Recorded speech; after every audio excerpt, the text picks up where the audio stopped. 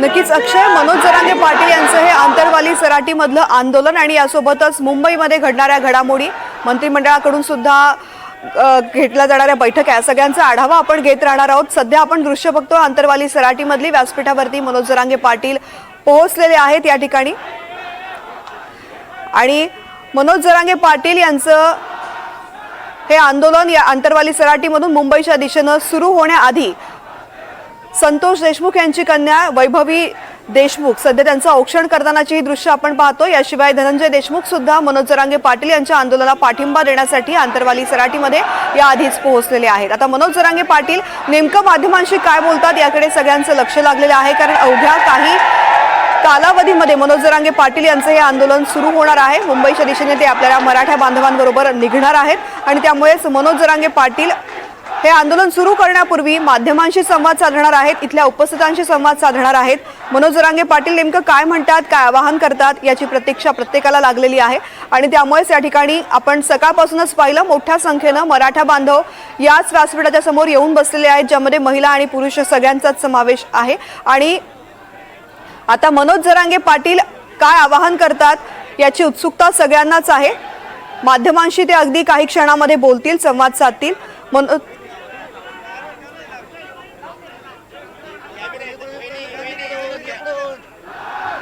तर मनोज जरांगे पाटील यांच्या आंदोलनाला जालना पोलिसांनी मात्र परवानगी दिलेली आहे। आंदोलनासाठी पोलिसांकडून काही अटी शर्ती सुद्धा घालण्यात आलेल्या आहेत। मनोज जरांगे पाटील यांच्या आंदोलनाला पोलिसांकडून परवानगी मिळालेली आहे। जालना पोलिसांनी या आंदोलनाला परवानगी देताना 40 अटींचं पत्र सुद्धा दिलेलं आहे। अर्थातच ते नियोजना संदर्भामध्ये असणार आहे आणि याबरोबरच जालना पोलिसांकडून या आंदोलनाला परवानगी मिळालेली आहे। म्हणजेच आंतरवाली सराटीमधून आता हे आंदोलक या ठिकाणी निघू शकतात, पुढे जाऊ शकतात। पोलिसांनी सुद्धा मोठ्या प्रमाणात या ठिकाणी नियोजन केलेलं आहे। मोठी कुमक या ठिकाणी याआधीच दाखल झालेली आहे। मनोज जरांगे पाटील यांच्या आंदोलनाला जालना पोलिसांची परवानगी मिळालेली आहे। 40 अटींचं पत्र त्यांना देण्यात आलेलं आहे। काही अटी शर्तींनुसार त्यांना या आंदोलनाला परवानगी मिळालेली आहे। आता मनोज जरांगे पाटील या ठिकाणी व्यासपीठावरती जी श्री गणेशाची मूर्ती विराजमान आहे त्या मूर्तीचं दर्शन घेतात, त्याची पूजा करतानाची दृश्य आपण पाहतोय। अर्थातच आज गणेशोत्सवाला सुरुवात होतीये। मनोज जरांगे पाटील सुद्धा आपल्या आंदोलनाची सुरुवात ही गणपती बाप्पाचे आशीर्वाद घेऊन करतानाची ही दृश्य आपण पाहतोय।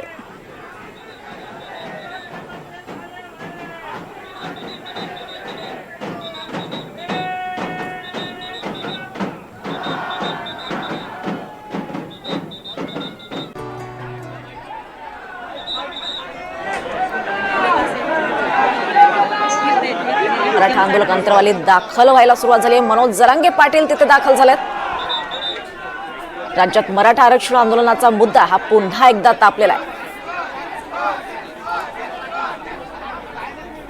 काही वेळापूर्वीच मनोज जरांगे पाटील यांनी छत्रपती शिवरायांना अभिवादन केलं, त्यांच्याकडून आशीर्वाद घेतले। अंतरवालीत जरांगेंकडून गणपती बाप्पाची देखील पूजा करण्यात येते। आज गणेशोत्सवाची धूम आहे सगळीकडे आणि दुसरीकडे मराठा आरक्षणासाठी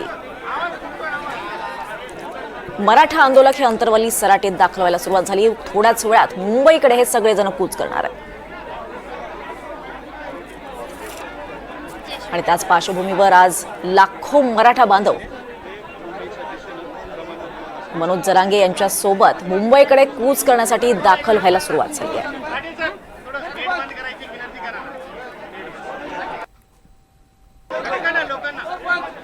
त्याचबरोबर आजपासून मुंबईसह राज्यभरात गणेशोत्सवाला सुरुवात झाली आहे। सणावाराच्या काळात आंदोलन नको यासाठी सरकारकडून मनोज जरांगे पाटील यांची समजूत घालण्याचे प्रयत्न देखील झाले।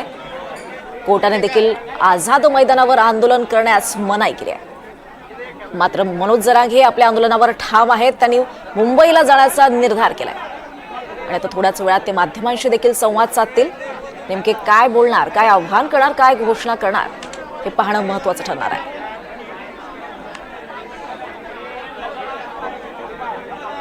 10 ते 11 या दरम्यान मनोज जरांगे अनेक मराठा आंदोलकांसह मुंबईकडे कूच करणार आहेत।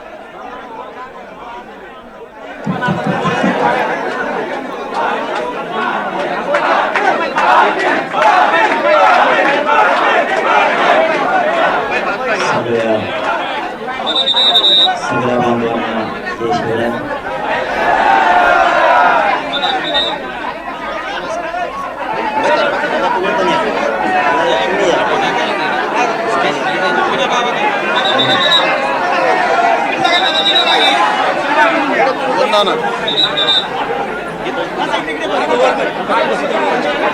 सगळ्या बांधवांना जय शिवराय. छत्रपती शिवराय सोनवणे गणरायाच्या चरणी नतमस्तक होऊन आज गणेश चतुर्थीच्या निमित्तानं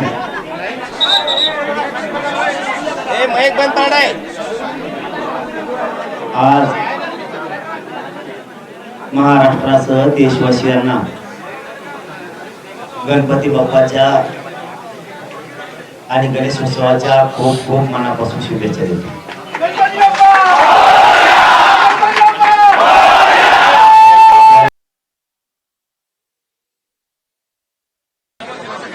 आपल्या न्यायासाठी मुंबईला सगळ्याला शांततेत जायचं. आपण इथून लगेच आता प्रेस संपली. आपण सगळेजण मुंबईच्या दिशेनं लगेच निघणार आहे. थांबायचं नाही. शेवटी आपल्यासाठी आपल्याला आपल्या लेकरांचा न्याय सुद्धा खूप महत्वाचा आहे. त्यामुळं आपण आझाद मैदानावरती आमरण उपोषण जे कायद्याच्या नियमात हे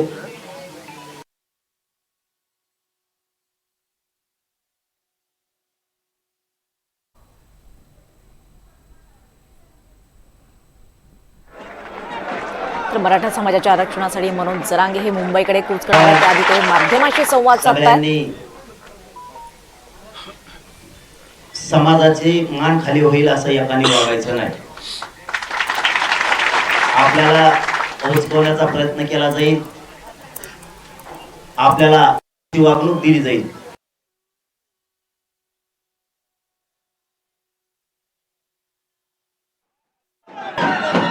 समाजची शेवटची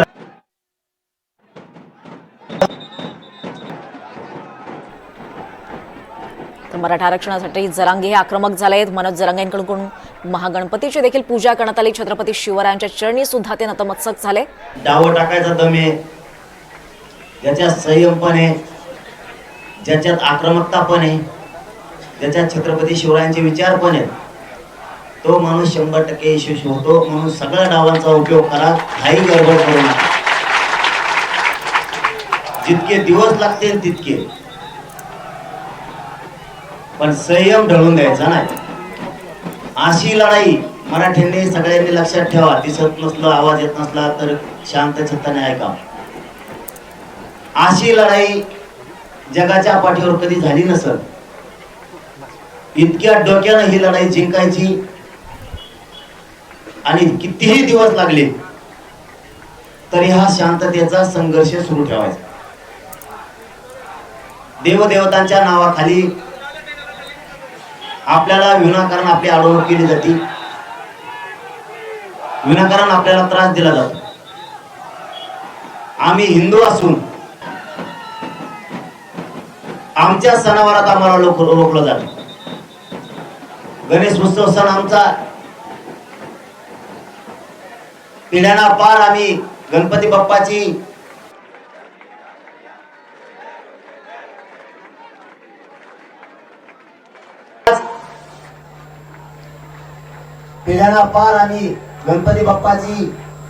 महादेवाची सगळ्या देवांच्या पूजा करतो.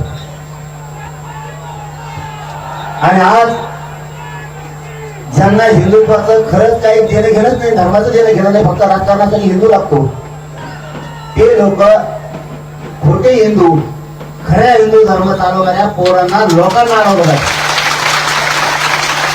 आमचा गणेश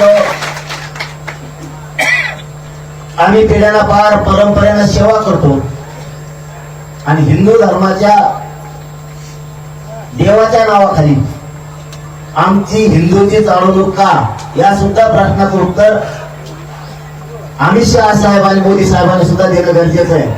यासाठी तुम्ही मुख्यमंत्री म्हणून त्यावेळी बसवला का, हाही आमचा आता प्रश्न आहे. राज्यात अशांतता सणावाराच्या दिवशी सरकारलाच पसरायची. सरकारला सणावाराच्या दिवशी आमचे हिंदूंचे सण आणि आमच्या सणावाराच्या दिवशी मोदी साहेबांनी, शहासाहेब तुमच्या सरकारमधले मुख्यमंत्री जाणून बुजून आम्ही शांततेत येत असतानाही हिंदूला त्रास का दिल्यासाठी जातो याच्यासाठी तुम्ही बसवलं का? तुमच्याकडून हिंदू सणाच्या दिवशी हिंदूला अडवलं. मग हिंदू विरोधी नेमके कोण? आम्ही काय तिथं दंगली करायला येत का?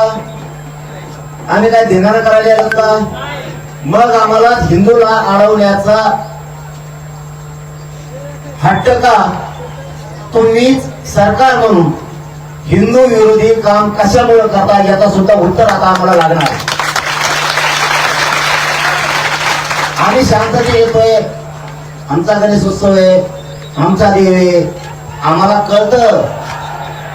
आमच्या सणावारात, धर्माच्या सणावारात अडचणी नाही आल्या पाहिजे, अडथळे नाही झाले पाहिजे, आम्हाला कळतं.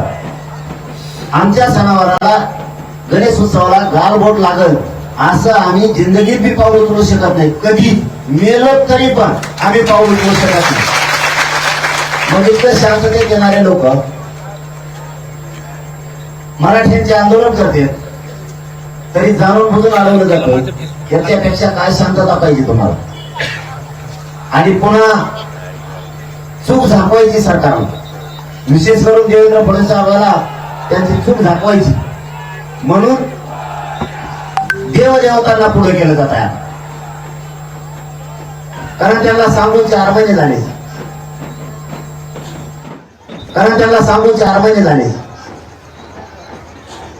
त्यांना फोन करून सांगितलं, त्याला आता 2 महिने झाले. मग तुम्हाला त्यावेळेस कळत नाही. आणि आता देवदेवतांना पुढे घालायचं, त्यांच्या आडोंगी गोरगरीब मराठ्यावर अन्याय करायचा, ती कदापि आम्ही सहन करणार नाही. आता परवानगीचे अर्ज करायचे सांगितलेले मान्य न्यायालयानं, आपण ते करतोय, त्याच्यामुळे अडचण असल्याचं कारण नाही. मान्य न्यायालयाने कुठेही तसा नकार दिला नाही. त्यांनी एक नवीन कायदा काढलाय काहीतरी हे 2-4 दिवसात अचानक. त्याची तारीख मला वाटतं 26 का 27 ऑगस्ट काहीतरी, 27 ऑगस्ट. त्या दिवशी एक नवीनच कायदा आणला आणि त्या कायद्याअंतर्गत जागा कुठंच नाही त्यांना बोलायला आपल्याला, कारण लेखी निवेदन सगळ्या ऑफिसला आपण सादर केलेले रितसर.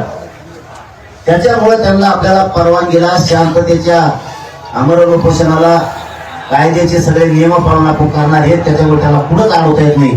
मग त्यांनी अचानक एक कायदा आणला, 2025चा काहीतरी कायदा आहे आणि त्या कायद्याची परवानगी घेतली नाही म्हणले.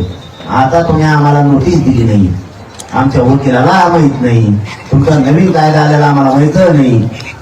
मग तुमचं प्रशासनाचं, सरकारचं काम होतं त्यावेळेस. आम्हाला निघायच्या कामात सांगते की अमुक अमुक याचिका दाखल केली, याचिका बी कालच केली, निकाल कालच आला. आम्हाला पण सांगायचं, आम्ही न्यायालयाचा सन्मान करतो, आमची बाजू आम्ही मांडली असती. लगेच देवेंद्र फडणवीसचा महाधिवक्ता उभा राहिला आणि निकाल पण लावून घेतला. असे कसले काय देऊ कोण त्यांचा सरकारी वकील, असं कसं काय होऊ शकतं? इतके दहशतवाद्यासारखे डाव टाकायला नाही पाहिजे सरकारने, कारण ही खरंच लोकशाही नाही राहिली. आता हे लय लांब चाललं आता. अरे इंग्रजांनी रोखलं राव, इंग्रजाच्या काळात सुद्धा उपोषण रोखले नाही, देवेंद्र फडणवीसच्या काळात रोखले जाते. काय अवघड आहे. आणि पुन्हा म्हणता आम्हाला बोलता तुम्ही चुका करता. तसं आपल्याला ती रात्री कायदा माहीत झाल्यानंतर, कारण आपल्याला निकाल कधी आला मला वाटतं 3 वाजता का काय काल, आणि आम्हाला कवा निघायचं आज रात्रीत काय करायचं. म्हणजे ती डाव साधला बरोबर. देवाच्या नावाखाली, उत्सवाच्या, गणेश उत्सवाच्या नावाखाली देवेंद्र फडणवीस डाव साधला अचानक याचिका लोक त्याचे समोरून म्हणणं मांडणारे त्याचे आणि लगेच निकाल लागून घेतो. न्यायालय आमची बाजू ऐकून घेणार आम्हाला माहिती, आणि न्यायालय आम्हाला न्याय सुद्धा देणार, कारण तेवढीच आधार आम्हाला झाला आहे. न्याय देवता 100% आम्हाला न्याय देणार आहे. आमचे पण वकील न्याय मंदिरासमोर न्यायदेवते समोर उभा राहणार. गेल्या वेळेस सुद्धा असंच झालं, न्यायदेवतेने आम्हाला न्याय दिला होता. हे सत्य. त्याच्यामुळे यांनी अचानक गोळ केला आणि मराठ्याला माहितच नाही काय झालं. आपण एक परवानगी ठेवली होती, म्हणजे आपण रितसर अर्ज द्यायची, पण त्यांनी जे नवीन कायदा काढला आणि त्याच्या अंतर्गत केलं ते तो ऑफिस सुद्धा सापडा नव्हता. त्या नवीन कायद्याचं जे काय असेल ना ते डिपार्टमेंटच कोण मिळणार ना. जवळपास रात्री 12-1 वाजला होते सापडायला. एवढा मोठा कायदा बनेला, त्याचं काहीतरी सांगायचं, त्याच्याकडे जा किंवा कुठे नुसते त्याला अर्ज सादर करा. त्याला कोणाला तुकारामला करतो का, एकनाथला करतो का, करतो कोणाला? त्याला काहीच नाही, ते खोटं नाही. मग ते रात्री 1-2 वाजता सापडलं. ही सत्य परिस्थिती. कारण माननीय न्यायालयाने सांगितलं तुम्ही तिथं अर्ज करा आणि परवानगी द्यायची का नाही. बघा लक्षात ठेवा मराठी, परवानगी द्यायची का नाही सरकार ठरवणार. म्हणजे देवेंद्र फडणवीस पुन्हा तिथं थांबलं. आता कळलं ना मला, देवेंद्र फडणवीस मराठा विरोधी आहे का नाही, हिंदू विरोधी आहे का नाही. आता लक्षात येईल. परवानगी नाकारली, आपल्याला परवानगी नाही दिली की समजायचं याच्या आरक्षण द्यायचं जीव आलं की देवाच्या आड गेला पाहिजे. आहे का नाही. आता दूध का दूध पाणी का पाणी सगळं होणार आहे. क्लिअर आहे. कारण मान्य न्यायालयाच्या हातात नाही, न्यायालयाने त्यांना सांगितलं त्या परवानगीबद्दल. मग आता त्या 2025 नवीन कायदा कालच आला आहे. हिंगलच व्हायचं काम हे परत मग आय लावले कोणामध्ये घोडे लावले. त्यात आमची खेड्याची गरीबाची भाषा आहे. आता काय करणार त्याला. बरं कायदा कसं बनवला माहितीये का. आपली सगळ्या स्वारीची अधिसूचना काढली, आपली सगळ्या स्वारीची अधिसूचना काढली त्यावेळेस हरकती मागितल्या. तू कायदा बनवलेला हरकती फरकती मागितल्या का नाही, तर डायरेक्ट ऍक्टिव्ह केला आमच्यासाठी. ही विचार करण्याची गोष्ट आहे. जर 2 दिवसात केला म्हणलं तर हरकती नाही. इतक्या अचानक मग काय तुमच्या पदाधिकारी हरकत घेतल्या करायची. बघा ही लई शोकांची काय राज्याची. पण गणपती बाप्पा आपल्याला आशीर्वाद दे, छत्रपती शिवरायांचा आपल्याला आशीर्वाद दे, 33 कोटी देवतांचा सगळ्यांचा आशीर्वाद दे, सगळ्या संत महंतांचा आशीर्वाद दे, आपल्याला वारकरी संप्रदायाचा आशीर्वाद दे. सगळे जाती धर्माचे लोक आपल्या बरोबर आहेत. धनगर बांधवाचे मरणाचे पोट्टे आले तिकडच्या कडीला आपल्यासाठी पाठबळ द्यायला, आपल्या सोबत यायला. गरीब मुस्लिम बांधव आहेत, सगळ्या जाती धर्माचे लोक, गरीब भविष्य आपल्या सोबत आहेत, सगळेजण सोबत आहेत. फक्त एक महत्वाचा मुद्दा सांगतो, ते मात्र कोणी करू नका. हे बघा, परवानगी येत असती जात असती आपण हटत नाही. तुम्ही काल एका मुलानं आपल्या आत्महत्या केली, हे करू नका. देवेंद्र फडणवीस साहेबांना विशेष करून सांगतो, किती पोरं मारायचे आणखी. नुसती परवानगी दिली नाही, तुम्ही मराठ्यांना अडवलंय. गॅजेट असून देत नाहीत. मराठा आणि कुणबी एक 58 लाख पुरावे असून सुद्धा तुम्ही कायदा पारित करीत नाही, GR काढीत नाहीत. म्हणून काल एका पोरानं आमच्या बांधवानं त्या भयानं लातूर मध्ये आत्महत्येचा प्रयत्न केला. तुम्ही संयम मराठ्याचा ढळू देऊ नका. देवेंद्र फडणवीस साहेब तुम्हाला आणखी वेळ गेलेली नाही. आणि तुम्हाला मारायचं तर मी मुंबईला आलो, मला मारून टाका. तिथं गोळ्या घालून मी गोळ्या घालायला तयार, घ्यायला तयार, मी बलिदान द्यायला तयार आहे. पण मागं हटायला तयार नाही फडणवीस साहेब. आता बलिदान तुमच्यामुळे गेले, त्याच्या सगळ्या पाप तुमच्या डोक्यावर देवेंद्र फडणवीस साहेब ध्यानात ठेवा. आमच्या शेकडो आत्महत्या फक्त तुमच्यामुळे झालेल्या, तुमच्या आडमुठ्या धोरणामुळे झालेल्या. मराठ्याच्या पोराला माझे हात जोडून विनंती आहे, मी आहे, तुम्ही टेन्शन घेऊ नका. तुम्ही आत्महत्या करू नका. तुम्ही आत्महत्या केली, काय अर्थ त्या आरक्षणाला? त्याच्यामुळं आजपासून मला कुणीही आत्महत्येचा प्रयत्न केलेला ऐकायला आलं नाही पाहिजे. एकाने सुद्धा तो प्रयत्न करायचा नाही. आपण डाव टाकून रस्ता सर करणारे तेवढं लक्षात ठेवा. मुंबईकडे कूच करणारे फक्त बघा तुम्ही कसं चाललंय डाव. आत्महत्या करू नका. शांततेचं आंदोलन कोणीच रोखू शकत नाही, त्याच्यामुळे तुम्ही काळजी करू नका. आणि शांतता कोणी सोडायची नाही. आता जेवढे प्रसंग येणार आहे, आज उद्या परवा, मला वाटतं आपले 7-8 टप्पे ठरलेले, त्याप्रमाणे येत जात राहते. त्यामुळं आज उद्या परवा जी येणार सगळे, त्यामुळे जेवढे तेवढ्याला सांगतो, येणाऱ्याला सांगतो, महाराष्ट्रातल्या मराठ्यांना सांगतो, एकाने दगडफेक जाळपोळ फक्त करायची. एवढंच सांभाळा तुम्ही. तुम्ही शांततेत आहे त्या ठिकाणी बसा. लढाई जिंकायची, आता काहीच करू नका. आरपारचे शेवटचे निर्णायक टप्प्यावर आंदोलन. फक्त कोणी जाळपोळ दगडफेक करू नका. आणि शेवटचं सांगणं आहे, मायबाप मराठ्यांनो, सगळ्या पक्षातल्या आणि शेतकरी मराठी, गरीब, कामगार, मजूर, नोकरदार सगळ्यांना सांगतो, तुमच्या लेकरा बाळीसाठी लढायला चालू आहे. जर मुंबईत पोरांना त्रास दिला तर जातीचं रक्षण करा. हे शब्द फक्त खाली पडू देऊ नका. सगळ्या मराठ्यांना हात जोडून तुमच्या लेकरासाठी माझा जीव गेला, बलिदान बी गेलं, तरी मी हटणार नाही. इतका पक्का निर्धार मी आता केलेला. त्यामुळं इथं राहिलेले मराठी,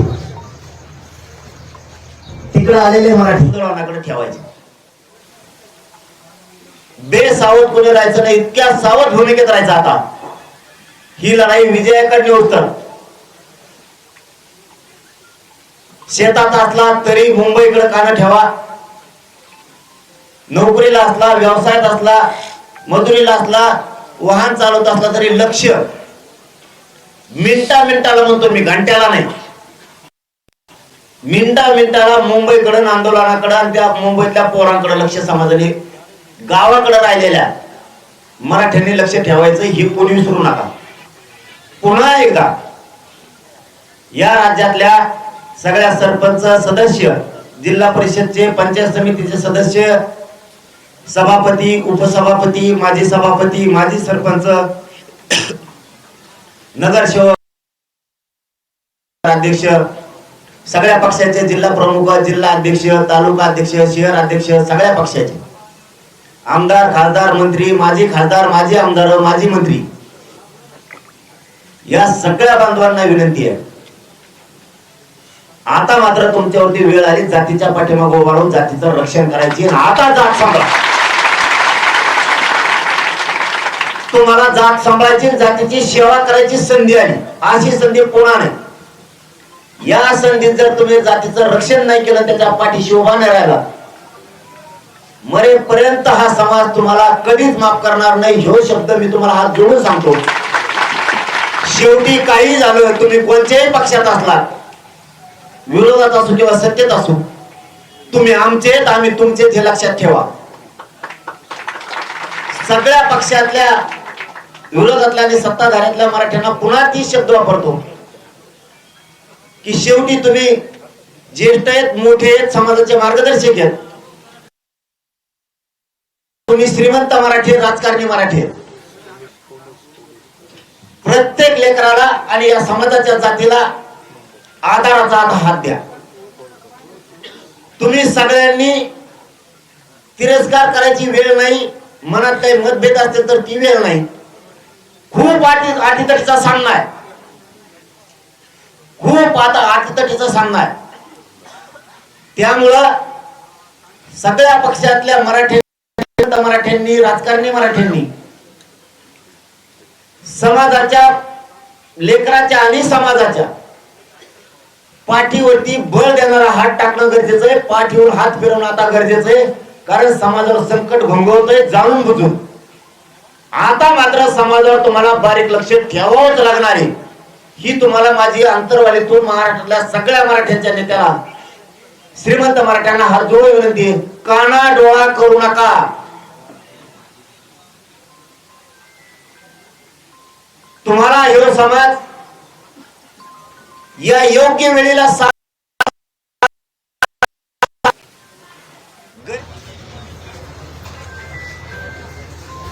तुम्हाला हे समाज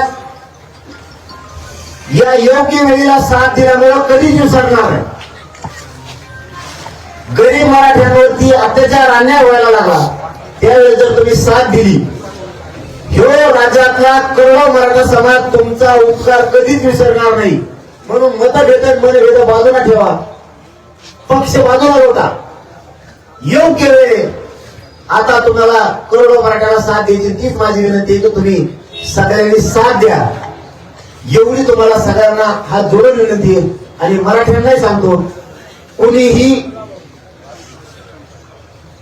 वाईट वेळात वागायचं नाही. शांततेत गाड्या हाणायच्या, शांततेत सगळ्यांनी मुंबईकडे यायचं, शांततेत आंदोलन करायचं. आपल्याला कोणी रोखू शकत नाही. आझाद मैदानला आंदोलन, आमरण, उपोषण कायदेशीर मार्गाने सगळे नियम पाळून होणार आहे. माननीय न्यायालय आपल्यालाही न्याय देईल, आपले वकील न्यायालयात जाणार आहे. त्याच्याबद्दल काही चिंता करायची गरज नाही. पुढचं पुढं बघू. पण चालताना गाड्यांची रेस लावायची नाही, एका पुढे पाळायच्या नाही. मागं राहिला तरी मुंबईत जायचं, पुढे घेतली तरी मुंबईला जायचं. आपल्या लेकराला एखादी इजा होईल असं कोणी वागू नका, कारण आतापर्यंत थोडंही नुकसान आपल्या कुठल्याही लेकराचं झालेलं नाही. हे सगळ्यांनी ध्यानात ठेवा. आणि तसंच गाड्या आणायचं. शक्यतो मोटरसायकल दमाने आणा, नसता मोटरसायकलवाल्यांनी मुंबईला येऊ नका. पडले, पाऊस ये, खूप त्रास होईल. आपल्या पोरांनी मोठ्या गाड्या आणल्या, त्याच्यामुळे पाऊस आला ते गाड्यातून झोपायला लागले, त्यामुळे त्रास होत नाही. तसं मोटरसायकलवाल्यांना त्रास होईल. तुम्ही शक्यतो येऊच नका, तुम्हाला त्रास होईल असं नको. म्हणून पुन्हा एकदा सांगतो, एकमेकाची सेवा करा, एकमेकाला साथ द्या. कारण आपण आपले गाव सोडून खूप लांब चाललोय. आता आपणच आपले पाहुणे, आपणच आपले मित्र, आपणच आपले समाज आणि आपणच आपल्या सगळ्या जणांनी मराठी सेवक म्हणून काम करायचं. कुणी म्हणायचं नाही स्वयंसेवक कुठे गेले. आपण सगळे स्वयंसेवक आहे. स्वयंसेवक किती पुरणार तुम्ही बघा. आता आणखी उद्या परवापासून 50,000 लाख सुद्धा स्वयंसेवक पुरणार नाही. आणखी 2 दिवसांनी बघा कसं मराठा समाज मुंबईकडे येतोय. त्याच्यामुळं माझी सगळ्यांना विनंती आहे, फक्त तुम्ही दमाने चला, गाड्या धडकू देऊ नका एकामेकाला. आणि ड्रायव्हरनं पुढंच बघा. ड्रायव्हर इकडे तिकडे बघतो तो दुसऱ्या गाडीला मागून ठोकलाच. त्याच्यामुळे बेसावध गाड्या हलवू नका. जिथं ड्रायव्हरला झोप लागत तिथंच गाडी उभा करायची, तिथंच बाजूला लावून झोपायचं. झोपी गाडी कुणी हाणायची नाही. उशीर झाला तर 1 दिवस लेट आहे ना, मुंबई कुठं चालली नाही, मला कुठं जायचं नाही. सगळ्यांना पुन्हा एकदा विनंती, शांततेत सगळ्यांनी आंदोलन करा. आता आपल्याला मुंबईकडे निघायचंय. धन्यवाद. जय श्री.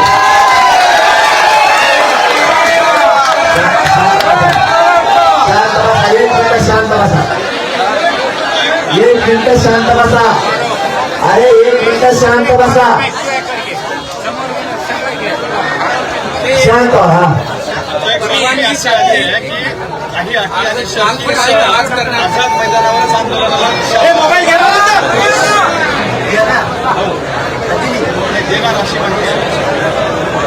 चांगली गोष्ट आहे की काही अटी शर्तीवर त्या आझाद मैदानावरती पोलीस बांधव असं तुमच्याकडून माहिती मिळते की परवानगी देणार आहे. अटी शर्ती मान्य करू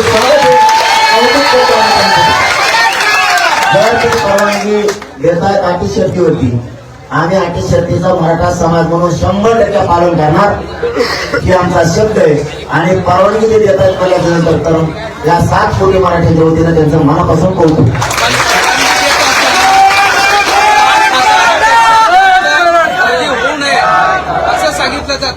मी बघतो ना, मी परवानगी वाचल्यावर पुन्हा निर्णय घेईन. कारण आता मला अशी माहिती मिळाली, आता कधी कपूर माहित नाही, पण मुख्यमंत्र्यांच्या वतीनं काय विखे साहेब का कोण मध्ये पुढे शिवनेरीला का कुठं तरी त्यांचं शिष्टमंडळ यायला लागले शिवनेरीला का तिथं बहुतेक घेऊन पोरांना सांगतो चर्चा होत असत्या, चालू असतं. आता चर्चा आणि आश्वासनावर राहायचं नाही. कोणता मंत्री आला आणि आमदार आला तरी आपल्याला चर्चा सन्मान करायची असती, त्यांना कोणी त्रास द्यायचा नाही.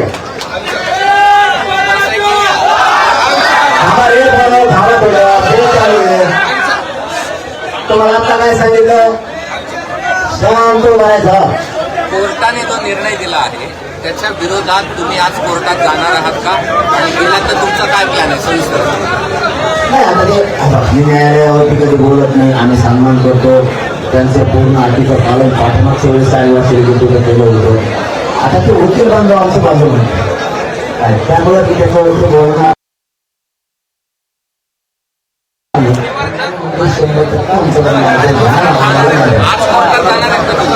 वकील बांधवाला आम्ही रात्रीच सांगितलं, कारण कॉफी मामा 8 वाजता दिली रात्री आपल्या साहेब. त्यानंतर मग आता किती आमची नाही, याच अटी शर्तीवर जर परवानगी दिली तर त्याचं पालन होणार आहे का? 5,000 लोक किंवा आणखी काही मला परवानगी वाचल्यावरच मी त्याच्यावर जर नाही, मी ती परवानगी प्रत्यक्ष वाचतो, त्याच्यानंतर तुमच्याशी पहिला बोलतो. बसता फक्त बरं नाही. मी आता मुंबईकडे निघतो आणि निघा. पाटील ज्या मार्गाने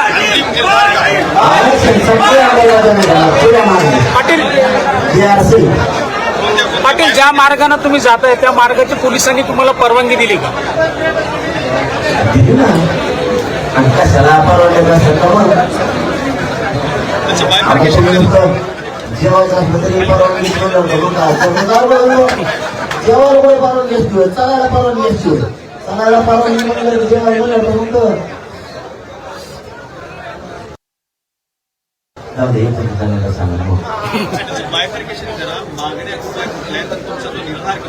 मराठा आणि कुणबी एक हे 58 लाख रुपयांचा आधार आहे. मराठा आणि कुणबी एक घेतला बिहार काढून त्याची अंमलबजावणी करा.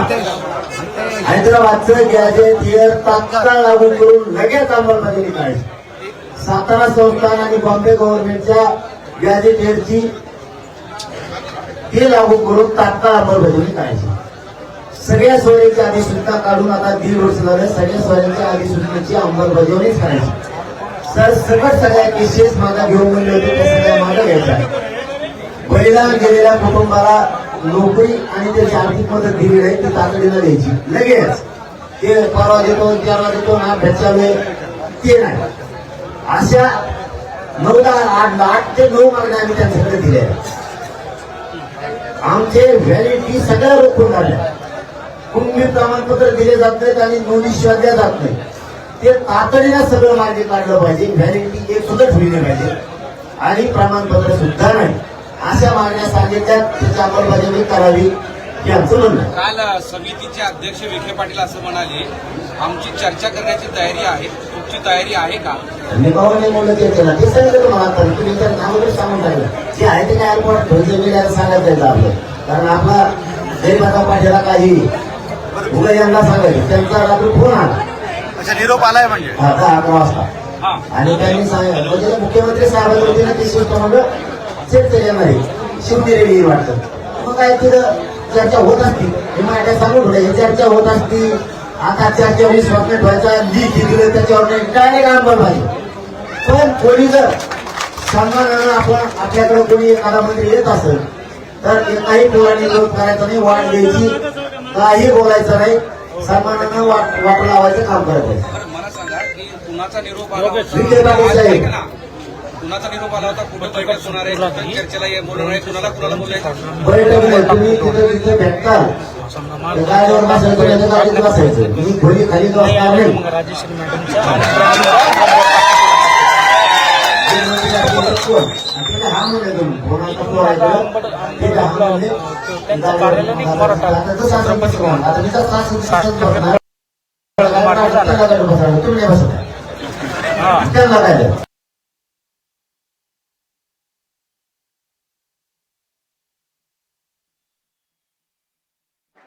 हे मुंबईकडे रवाना होणार आहेत आणि त्याआधी मनोज जरांगेंनी मराठा आंदोलकांशी संवाद साधलाय.